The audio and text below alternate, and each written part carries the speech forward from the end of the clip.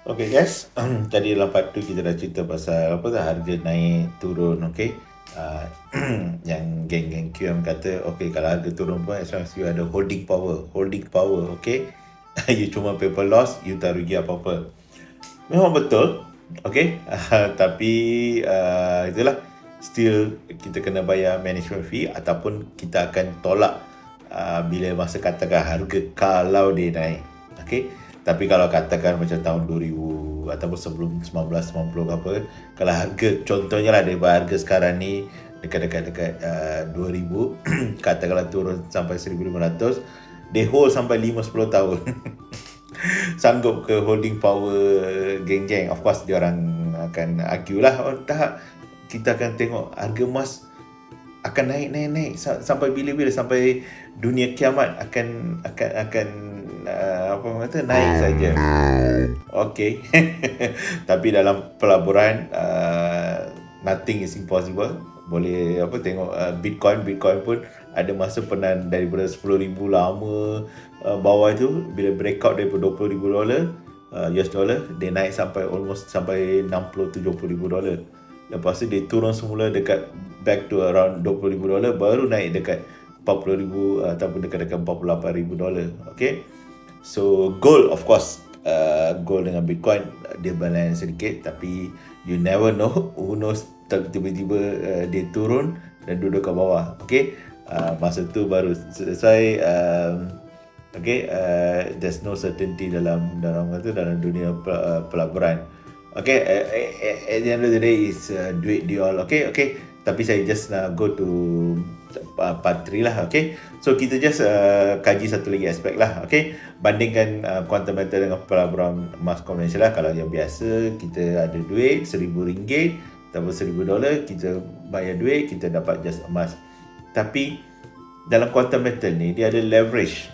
Okay, of course trader-trader forex ataupun CFD dia orang tahulah how this leverage works. Of course apa tu, ustaz TikTok yang sebelum ni kata oh leverage dalam forex ni haram sebab kena bayar pinjam apa semua. Tapi actually kalau tahu apa tu leverage, okay, leverage walaupun dalam bahasa istilahnya hutang, tapi sama juga quantum metal leverage, tapi tak ada pula hutang. Yang hutangnya cuma you bayar management fee. So leverage bahasa istilahnya boleh kita katakan hutang, tapi bukannya ada yang hutang yang perlu bayar ataupun ada hutang yang tak perlu bayar. Okay, I don't want to go into that. Tapi leverage, sebab apa orang suka leverage? Simple, sebab tamak. Okay, dalam cerita apa tu, Wall Street ke apa, okay, Gordon Gekko dia kata, the point is, ladies and gentlemen, that greed for lack of a better word is good. Greed is right, greed works. Okay, dengan modal RM1,000 kita dapat beli sampai RM10,000. Okay, sebab you dapat leverage 10 times. That's why orang kata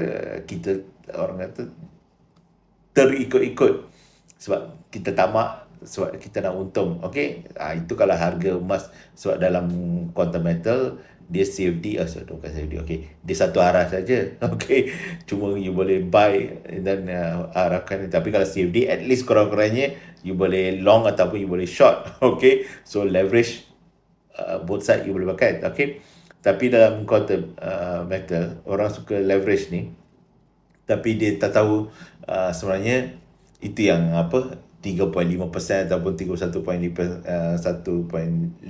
tu jadi isu tu. Sebab kita ambil modal 1,000 tapi kita dapat pembiayaan katakan untuk 9,000. So cara you nak calculate you punya berapa you rugi atau berapa you kena charge, sama ada daripada modal ataupun pembiayaan. Okay, tapi absolute amount still sama, RM315. Sama ada you RM315, you ambil daripada modal 1,000, then of course you dapat 31.5%. Tapi kalau 315, you ambil daripada pembiayaan 9,000, then you dapat 3.5% lah. Tapi rugi you RM315. So that's why geng financial planner adamant itu adalah 31.5 lah. Okay, kita just go to satu lagi topik. Kita siasat satu lagi bagi yang menarik lah. Bagaimana kita nak pastikan yang physical emas betul-betul wujud. Ini yang kadang-kadang kita tak tahu sama ada quantum meter ni dia ada juga beberapa artikel ada orang tulis dalam media sosial. Dia cuma ada beberapa gold bar. Contohlah kita cuma ada 1 kilogram gold bar. Untuk individu pertama kita jual ataupun dia beli, and then dia cagar balik, and then kita bagi pinjaman. Lepas tu yang gold bar yang sama juga kita pergi pada individu kedua atau ketiga, and then kita repeat benda yang sama. Jadi physical gold sebenarnya sikit je ataupun satu je, contohnya lah, satu unit saja. Tapi kita boleh ini sama case dengan contoh yang part 2 tu saya kata Bretton Woods, ataupun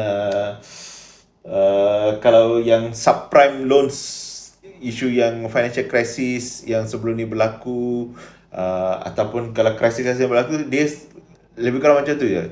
Sebab tu bank-bank sekarang ni dia punya requirement ataupun dia punya Basel 2, Basel 3 dia punya requirement tu dia jadi tighten sebab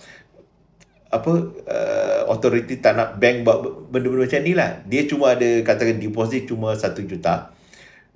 Orang pertama dia ambil dah pembiayaan contohnya lah 1 juta. So dia bayar, tapi dengan paper ataupun dengan agreement apa semua, dia pergi kepada individu kedua, individu ketiga, dia kata dia ada duit, so dia loankan, ataupun dia ada asset, dia ni.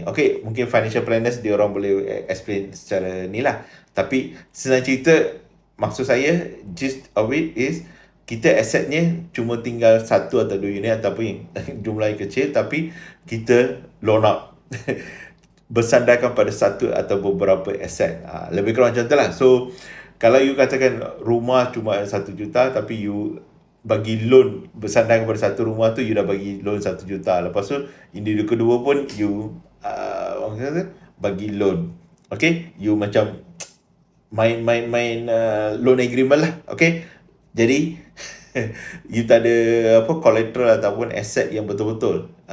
You just orang kata main lebih kurang main angka lah, senang cerita.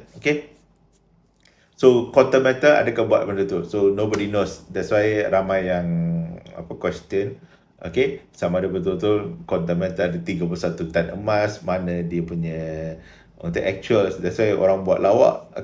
Bank negara cuma ada 38 tan emas, tapi macam mana quantum meter ada 31 tan emas boleh beli negara.